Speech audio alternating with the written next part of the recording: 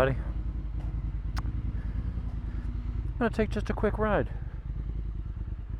on my newly returned and newly rebuilt 2022 Speed Twin. I'm going to call this the Speed Twin RS because with all the shit I got on this thing, it's an RS.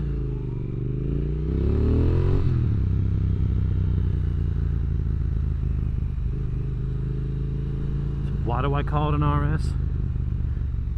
Because it's really special. It's really good exhaust setup and tune, making over 100 horsepower at the wheel, which is more than Triumph claims it makes at the crank. So normally these make around 92, 93 at the wheel. We're making almost 104. So a solid, you know, there's variances between dynos, but we're making a solid 10 horsepower more than stock. Now, also got Olin shocks. We've got K-Tech Racing forks, valves, springs, caps for adjustment, oil, everything all done professionally by GMD CompuTrack. We got a damper down there. It says Olin's, but it's a Folin's. Works as well as an Olin's from what I've seen. See how long it lasts. It's only 40 bucks. But I got the nice set of mounts. I think it's RSV machine billet from A&J Cycles up in New York. Give them a look. They got tons of Triumph stuff. They're not a sponsor, just really nice dudes. So I give them a plug when I can. And they got tons of shit for Triumphs. So I got that from them. I think I got my Olin shocks from them. I might have also gotten my British Customs X-Pipe from them. I got a few things from A&J. So good people up there. Definitely give them a look. Give them your business. We got the... I did take off the... I had the exhaust on there from my buddy Alex. Well, I keep finding out interesting things about. Sent a picture of his girlfriend, and I was just like, that's your girlfriend? Like, why the shit are you always sitting around texting me, blowing up my phone? I can think of better things you should be doing. But, yeah, props to Alex. Well done, sir. But, yeah, anyway, he had sent, you know, the seat, which I'm enjoying, the bar lever, or the adjustable levers I'm enjoying, this Piranha. It's either a Dart Piranha, I don't remember which is the model name, which is the, whatever. It's that. With the, I use it as a number plate and a little bit of wind deflection. And then I had the Kone Engineering shorty mufflers. They were lighter, and they were, you know, just a little too loud, a little too raspy. So I'm back on the stock mufflers, which are straight through, but they're a little bit longer, and they've got more baffling in them, but there's no restriction. So performance-wise, I mean, these are the ones that the bike was tuned with. So not that I think the mufflers are going to make all that much difference in performance. They really don't. It comes down to weight, looks, and size for the most part. If it's a straight through with no obstruction, that's pretty much what you're looking at. And yeah, so we got all that stuff. I went back to those because it was just feels good. It's just it was just too loud. And at the risk of sounding my age, which will be 51 years old this summer, or 50 years young, 51 years young, I like to say. But you know, sometimes it's like, this is loud enough. It's got a good throaty roar to it, good throttle response, it looks good, and it's like, you know what, I don't need to draw any more undue attention. It's just, after a while, it's like I've got permanent tinnitus, and it's a combination of two things. Shooting guns for lots of years, and sometimes being outdoors and going, oh, I could pop off around and shoot that spider without any hearing protection. And that didn't end well for myself or the spider. He had a bad day, and my ears have been ringing ever since, and that was 8 years ago. So, or 7 years ago, something like that. I've had a few of those times outside where I'm like, I should have worn that. But also from loud exhausts over the years. I've got permanent tinnitus, permanent ringing in my ears, which will probably only get worse as I get older. So I'm like, you know what? The stock mufflers sound good. They're deep. They take out the raspiness, but they keep a real deep tone. And I think they sound freaking great. So I went back to those, and we'll see. Maybe I'll give those other ones away. I talked about doing a raffle before, and I just wasn't sure the mechanics of how to do it. And then I got, you know, real life going on and other stuff with the channel and bikes and motor blowing up, and just sort of fell by the wayside. But I am going to do something at some point with those mufflers. And we'll do that. So Saturday, Jimmy and I will maybe do the Dave and Jimmy podcast. We'll see how that goes. It's hit or miss with Jim. I'm not gonna lie. I love you, Jimmy, but sometimes your ideas are even kookier than mine. So we're gonna go up to Chris Moore's. I was gonna ride the bike up, and I'm like, why put 300 miles on the bike? In the morning when I have to leave at 8 a.m., it's going to be like 42 degrees, which I could do, but I'm like, why just sit on the interstate squaring off my tire to get up there? So Jimmy's like, I'll come over, pick you up in the truck with the trailer, and we could tie it down and use the TRS, and we could do that. Okay, Jimmy. So we'll do that. So I'll bring the cameras, and maybe we'll do a little podcast while we're going on with a Saturday morning drive with Dave and Jimmy. So we'll get up there and do that, and then we'll go to Chris Moore's, and we're going to pull in. He's going to do the ECU flash, and I'm going to keep the stock exhaust on the MT10 for a while. It doesn't sound bad for stock, and honestly, again, it's like, why call undue attention to itself when I'm speeding or doing something that I shouldn't be? Why make it really obvious? Yeah, the crossplane sounds amazing with it uncorked, but after a while, I'm just like, you know what? I just want to ride the goddamn thing. So we're going to go up there. This will be stage one. I'm sure at some point, I'm talking big now, like, oh yes, I'm matured as a person. I'm gonna do the right thing and not have the crazy loud bike. And then 4 months from now, I'll go, fuck it, I'm just gonna order the damn Leo Vinci pipe, or as Chris says, Leo Vince. So we'll go and I'm gonna go up and get the ECU flashed in the meantime, because that's going to uncork probably a good 10 horsepower peak, but even more in other parts of the map.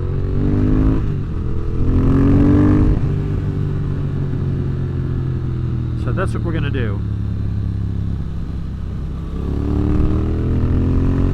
A little heat in my tires. It's only about, I don't know how cold it is today, maybe 60? It's not cold, but it's not warm.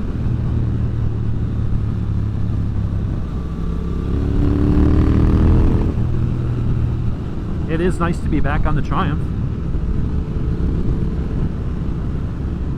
I've been thinking about gearing it up a little bit, like I was talking last time. If I gear it up, it'll shorten the wheelbase. It probably won't make it less wheelie prone. It'll probably just about balance out. Shorter wheelbase, but a little less aggressive gearing. But I do think it'll be a little nicer. I won't have to shift as often, and I can hold the gears a little bit longer.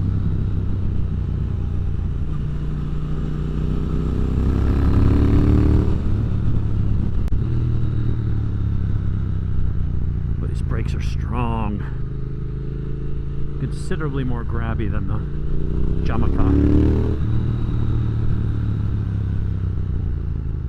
Ugh, what are we doing, lady? I know what I'm doing. Going around you.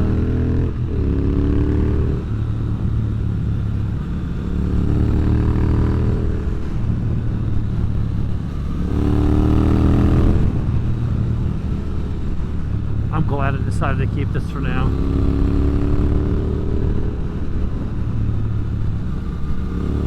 I mean, yeah, the ZX14 is way more exhilarating, but this is so much cooler. It had the retro cool bike and all the work I put into it, and it's still on a road like this. Where am I going to use it? I'm using 6% throttle on the ZX14. Like, where am I going to use all that speed? There are times when I do use it, and I love it.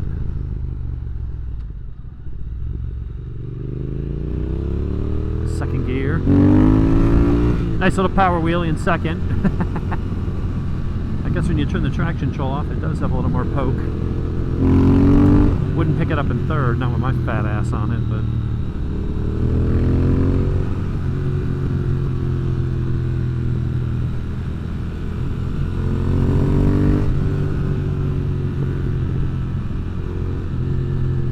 I should turn around and go down that road. That's the road I was on with Ken. Mr. Poole. Cool guy.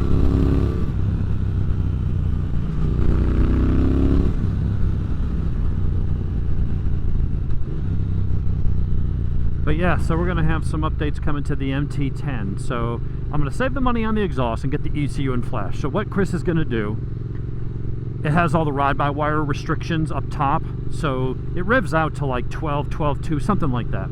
He'll extend the rev limiter a little bit, and on that bike it's safe to do so. The R1 revs out to 14.5. But at that bike, like, you give it full throttle, even in the most aggressive mode, you never get anywhere near full throttle, and you don't actually get 100% until like 9,500 or 10,000 RPMs, and you get it for all of 1,000 RPMs of range, and then it immediately shuts down to like 68 or 70 or something, and it just clips that top power. So your chart, your horsepower is going up, and then it goes wall. It'll still rev, but the more you rev it, it's on the downward slope. And it's not because of the cam, it's because they pull ignition timing, and it's because they physically close the throttle bodies. So we don't have cables anymore where you snap the throttle and it yanks open the throttle bodies. You have a switch, like a dimmer switch on your wall. It's a much more high tech than that, but think of it that way. And you push it up to 100, and a computer is in the middle saying, well, hold on a minute, Junior. You're asking for 100, but based on the ride mode, based on these other parameters, based on your RPM, here's what we're going to give you. And it'll electronically open the throttle valves to a certain percentage. So even though you're twisting that throttle as hard as you can till it stops, it's not giving you full power of the motor. So what Chris does, and what I do with Tune ECU on the Triumphs, is you go in there and you increase it. So when you give it 100% throttle and you're 4,000 RPMs and it's only giving you 27, he might increase that to 40. So he's going to have it come on a lot quicker, so your mid-range power goes up. It's one of those weird things where your motor's you're not tuning it to make more power. The motor makes what it makes until you get in there and start really dicking around with fuel and ignition and other things. But the first thing he does is he just gets rid of those restrictions so that what you ask for is what the motor delivers. It's exactly what I did on this. It's exactly what I do on other Triumphs. And it's the easiest performance because you're not stressing the motor. You're not changing anything to do what the motor's not designed to do. It's just they sell the bike and they want the power profile based on marketing research and this and that and their intended audience, price point, whatever. They go, all right, well, you know, it needs to make about this much horsepower to be competitive, and we want it to be smooth, and we don't want it to be too intimidating. And so that's what they do. And so we go in there and say, no, make it more like a traditional old style throttle. When I snap it to 72%, give me 72% of what you got. When I give it 100, give me all you got. And so the curve, instead of going up and then at 11 going down, because you're not hitting the rev limiter, it's not like that's where your peak power is. Your peak power is well before the rev limiter. But when you go up and then you keep revving it, you actually start making less power. And in that area, we're going to pick up 25 horses at least. It's going to be it's going to be like a wow, that's a big difference. 25 horsepower increase on a bike is a lot. That is very noticeable. So that is going to make the bike noticeably faster. So I'm going to do that with the stock exhaust. We'll have it look stock, it's going to sound stock, and it's going to have a lot more power than stock. We'll add some ignition timing. I don't know if it makes any fuel tweaks, but we'll get rid of any top speed or torque limiters, any of that stuff that's electronically in there holding the motor back. And then what's going to be holding it back is going to be me with the right wrist, and then of course the traction control, lift control, and all those other safety systems. But as far as what the motor is going to be produced, it's going to be completely unrestricted. And I think that's going to be fine for now. The problem when you got those really loud exhausts is that you might not even be going fast, but you sound like you're going fast. Some guys like that. I'm not going to say I hate it, but it's definitely one of those things where you call attention to yourself with the cops and this and that. So I like the idea, just like in some ways this is a sleeper, not in the sound department, clearly. But you look at it and go, oh, whatever, it's a Bobber, it's a Bonneville, what's it make, 70 horsepower? Yeah. And they wouldn't think much of it. Yet, nice little second gear power wheelies, it's got lots of torque. You got proper sport bike suspension and a steering damper and good tires. And you can go up and, you know, to a point, you can go up and harass a bunch of sport bikers up in the mountains or on the Dragon. Where you going 100 on the Dragon? I mean, this will do 125 or so, but anything like it starts slowing down and running out of steam once you get to triple digits. But on normal roads, especially twisty mountain roads, where the speed limit's 35, and you're going 55, 60, 70, you're right in the meat of this thing's power. And it's going to be roughly as fast as most sport bikes until you get that long runway to really wick it up. The full-on sport bikes aren't going to have a lot more going for it.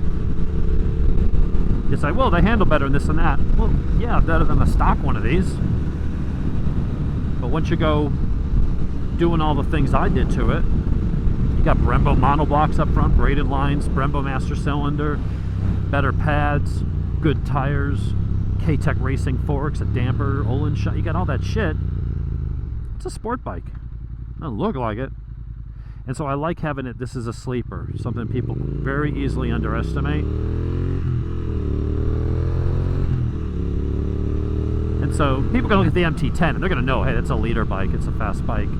But it's not going to sound as fast, and with all those restrictions removed, I think that's going to take an amazing bike and make it even more badass. There's only so much horsepower you can use on the road on a naked bike, and that bike is kind of right there. I know more's always better, but even Dean, so Dean's got his Aprilia Tuono and did a bunch of mods to it, and he's to the point where he's like, it really is overkill. Like, you can't relax on it. It's because it'll bite you. He's pushing, his bike's got to be making a couple horsepower more than mine, so he's probably up somewhere in the 175 to 180 at the wheel range. And I won't say it's a naked bike, it's kind of a half fairing, but that is just insane power. I mean, he's almost R1 power on an upright, wheelie happy, torquey 1100cc V4. And he's like, I'm kind of thinking of downsizing. Like, it's too much. You can't use the power unless you're on a really long straightaway. And you got to be careful. And he's probably getting a lot of the electronics cutting in because it has to keep it, you know, from tying itself into a knot. So something like an MT10, something like a Street Triple RS, something in that 130-ish power range, I think is going to be more enjoyable to him because he likes to take something and just ride the shit out of it.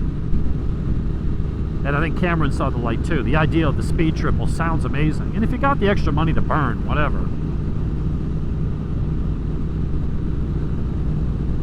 But he's like, oh, you know what? That 765 with all the electronics and all this stuff and the handling and the Olins and just all that good stuff on it. And it's in the center of that power range where it's enough to really get you in trouble, but it's not scary fast. Scary fast sounds good, it's exciting, but it doesn't necessarily make you go faster. And that's the problem with it. It's like you're always having to kind of be on your guard, you're always having to kind of keep it in check. And that's where these mid-size bikes, you know, would I mind an extra 10, 20 horsepower on this thing? Of course not, that'd be awesome. You know, if this thing had 115, 120 at the wheel and revved out to like 10 grand, oh my God. With this look and this styling and the handling and everything, but if it was a little bit more revvy and had a little more punch, yes, please. Please, sir, I'd like to have some more. But I am loving this. And pretty much everybody who's ever ridden this thing has loved it. Jim's not a Triumph guy. He's certainly not a cruiser-ish guy. But he really loves riding this. I hand him the keys. I'm like, here, you could ride this or the ZX14R. Now, he's a Cowie guy and a sport bike guy and a big track day junkie. I'm like, he's going to go for the Cowie. No, I want to ride the Triumph. Jonathan rode one of these and loved it until Nick smacked into him. That was our little mishap on our Triumph break in the demo fleet days.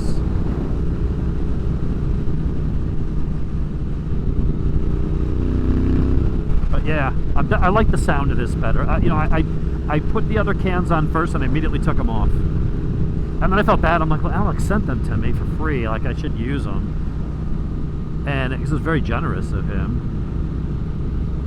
And I've been riding around with them, and I'm like, I can do it. But then I was like, man, when you're just driving along,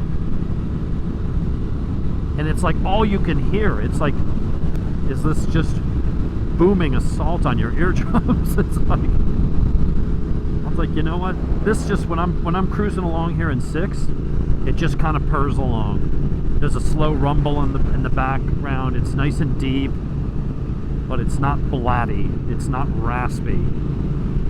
It's just the right amount of noise. And then when you want it to be, you know, it's got a nice thrum to it. They're a little heavier, yeah.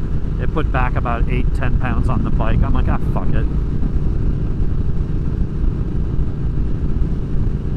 If it was my only bike and I had to do all my track days on this, and it was like, all right, I do everything I could to make it as, but I don't, you know. You got the 14, which is a completely other end of the spectrum, and then you got the damn one in the middle that's got all the comfort, actually more comfort than this, but it's got more electronics than both this and the Cowie put together. It's got really good suspension. It's got way more power than this. I mean, at the wheel, even stock, we're talking about a 30 horsepower difference, and it revs higher, and it's a little bit lighter. But when we're done, it's going to be 45 horsepower, easy, 45 horsepower more than this, with all those electronics and the quick shifter. So it's in between, really, this and the ZX14. It's kind of a nice blend. It has better wind protection and more comfort than this, but not as much as the, you know, the Cowie. It's got way more power than this, but not as much as the Cowie. It handles better than all of them, and it's got the best electronics package. So it's really a good middle ground. You got small, medium, and large. Chocolate, vanilla, strawberry, depending on what you want to ride that day.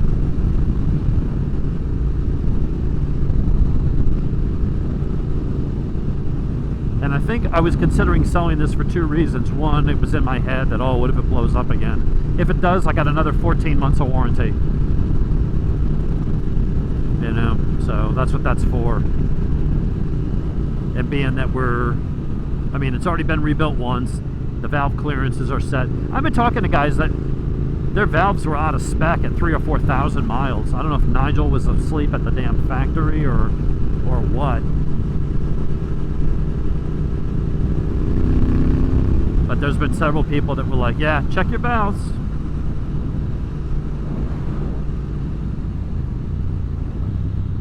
But now that this thing's been meticulously rebuilt and given his blessing, and I think also it was just being off of it. When you're off of it for any length of time, you kind of forget just how good of a bike it really is. It's quick, it sounds good, it just dives into turns. I would say the only real downside of this bike is that this seat looks better than stock, but it honestly isn't that much more comfortable. I keep going back and forth between the stock seat. This thing looks, it's the bee's knees. It's a great looking seat. Again, very generous from Alex. But it's not, it honestly for me isn't that comfortable. That's my only downside to this thing, to this bike in general. One should sort the suspension and you get the exhaust the way you want and all that kind of stuff. It's great. I mean, how many bikes do I get that I don't even change the damn mirrors? Like full-on fairing sport bikes, yeah, I keep the stock mirrors. But on every other bike, I get rid of the goofy Mickey Mouse ears. It's got nice bar ends. Now it's got the damn heated grips. That was a fairly easy install.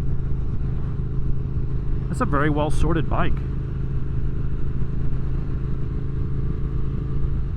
If the seat was a little more comfy, I would enjoy it that little bit more. So this isn't going to be my long distance.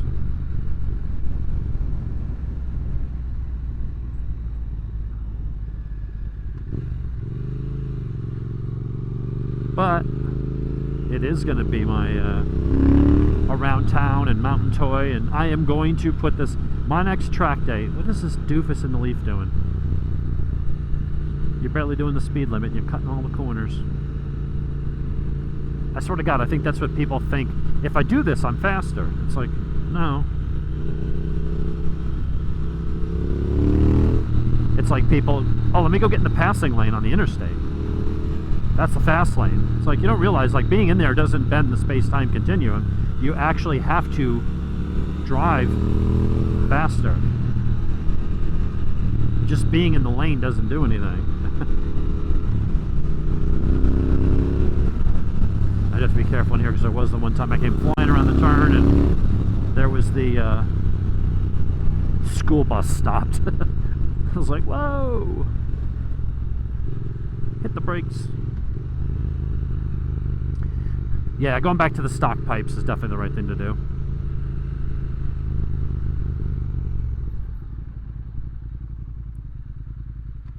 But she's running well. And it is well, not good. A lot of people are like, how's it run? Oh, it runs good. How are you doing? I'm doing good. No, you're doing well. Proper grammar. English, motherfucker, do you speak it?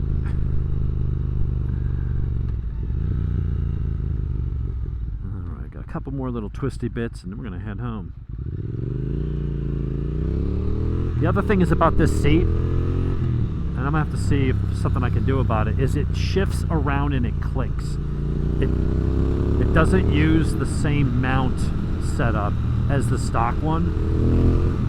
It's got some metal guides to hold it in the channel to keep it moving too much, but I feel it moving and clicking underneath me, and I don't like that.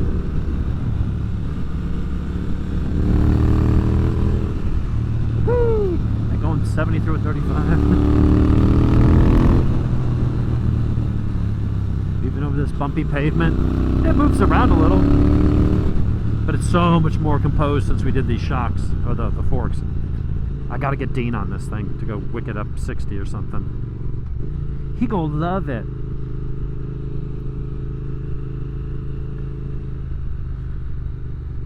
Dun, dun, dun.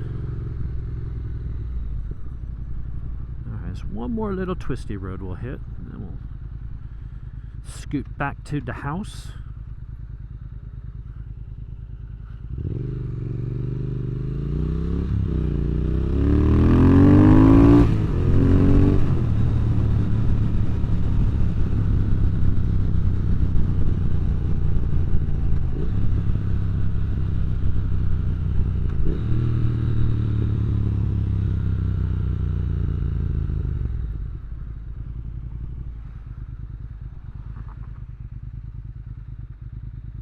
One thing I've been toying with is actually taking the marble out of the SAI hose and going back, putting the O2 sensors back in. Because you know that idle's still a little lumpy. It's not dangerously lean down there, and I mean, how long are you sitting around just idling? It's not like you're doing that for hours at a time. Part of me was wondering about just putting those back in. The area where we did all the tuning, which is mainly in the open loop section, wouldn't be affected by the O2 sensors. It would just help around idle, which is the one area we couldn't tune.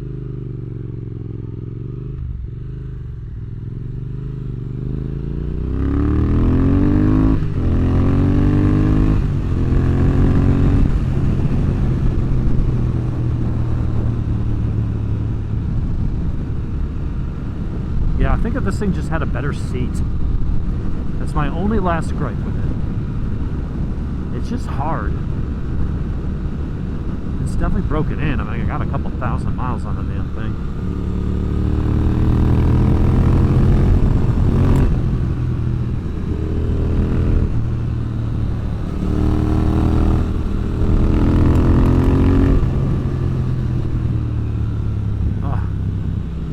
Machine. And normally it's like, oh, downshifter here. It's like, nah, just keep it in fourth, man. You got all that torque, you just come out of it.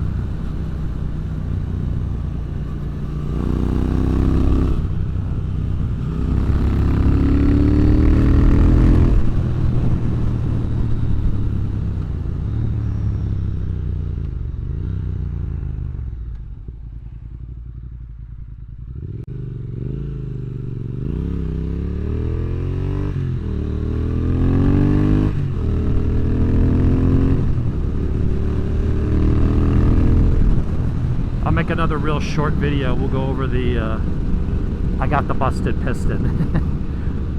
We'll do like some 4K super, really high res, so you can really see the details of the piston and stuff now that it's out of the bike, and I can turn it around and look at it from all angles.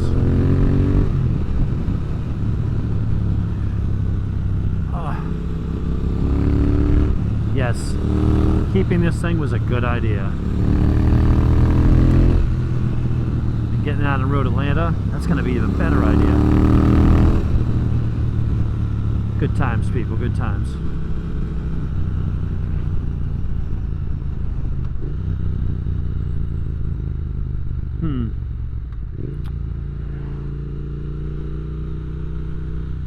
This is probably as good a time as any to sign off, because it's going to be slow going from here on out. So anyway, we're back in the saddle. I rode it home that day, but then I wanted to get it out. That was mostly, that was just riding. I didn't have any twisty bits to play on it. So that was just kind of riding home, half interstate, half bigger county roads and stuff. So I figured, let me get out on this thing and reassure myself that everything's feeling good, everything's tight. And then I made the right call deciding to keep this. And I think that I have. It's a very interesting bike. It's very special in that regard, of all the cool stuff that's been done to it. You take a really good platform with all the character and the nostalgia, the merging and melding of old technology, the old ways with the, the old styling with the new technology, but not so much that you feel like it's a smoke screen. And that was one of the things with the XSR 900 about the Yamaha. Like, I knew it would be a great bike to ride, but it was like, you're looking at it, and this has just enough technology and performance for it to be modern while still looking pretty damn retro. The XSR 900 was very cool looking, but it had the quick shifter, it had auto blip, had an IMU, had a TFT DAT. Like, it has, to me, that was more like steampunk. Like, it sort of has some lines in the look of the classic, but it really is way, it's like they took a modern bike, they took an MT-09 and they just threw some different, retro-ish plastics on it. It didn't have that feeling of authenticity. You could say, well, it's not, none of them are really retro, but yeah, I get that. But this bike, it was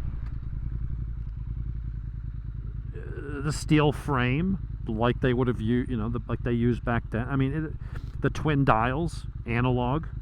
You got a little bit of touches of digital in there. You have to, for some of the stuff. But it's to me, I think Triumph did a better job.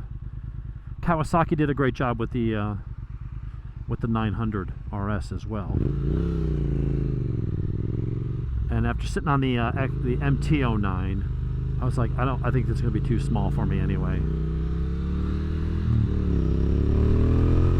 I think that if I'd really been wowed by the XSR 900, I wouldn't have needed two retro bikes.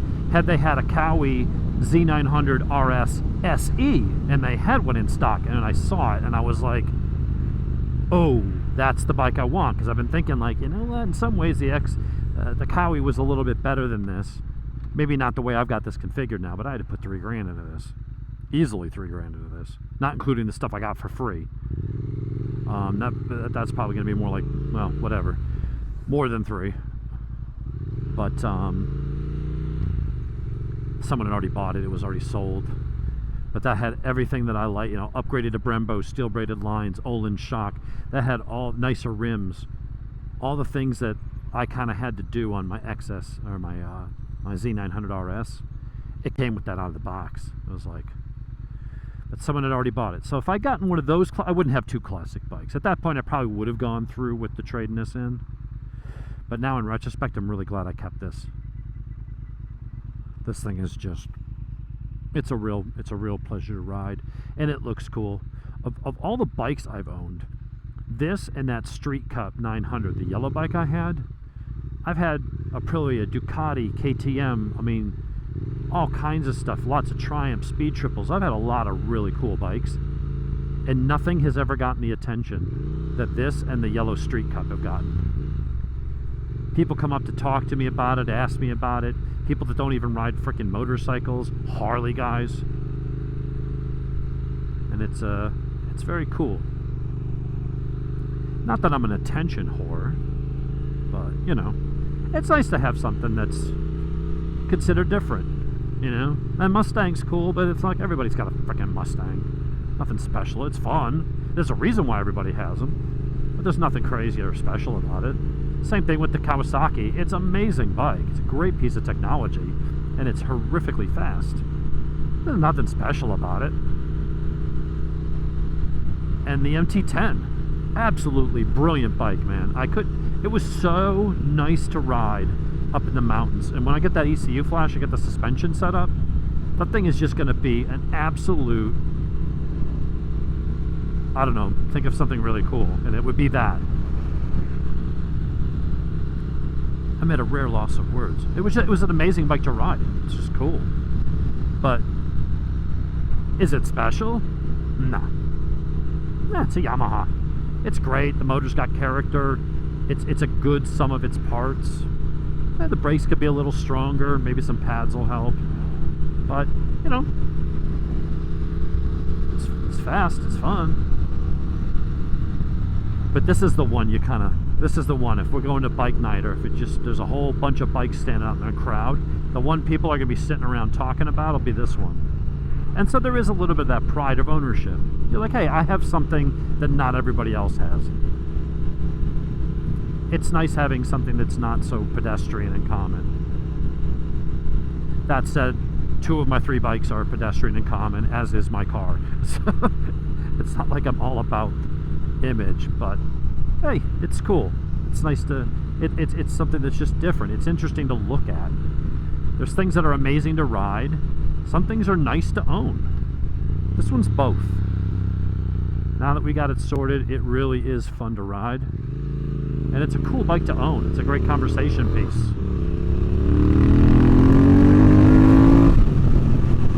And it's fast enough to get you in trouble, but not fast enough to really get away from you.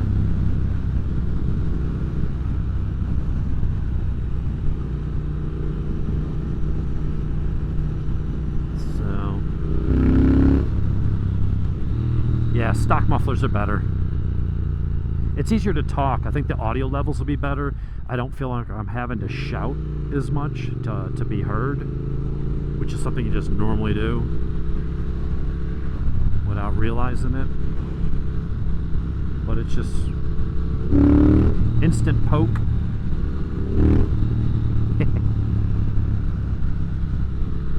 Can't believe it's only the first week of March. Just pollen everywhere. The trees already have leaves and the buds are popping. It's crazy.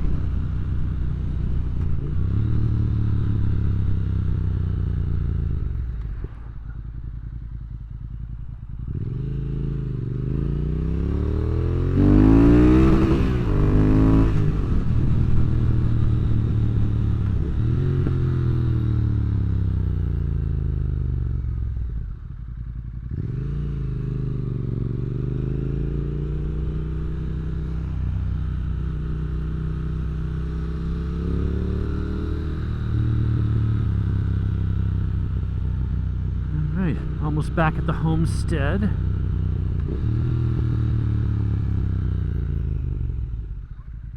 Whoop. What's up, little dog?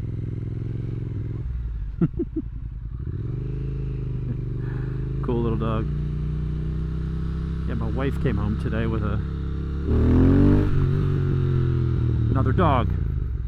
So now we have 6 dogs. Sup?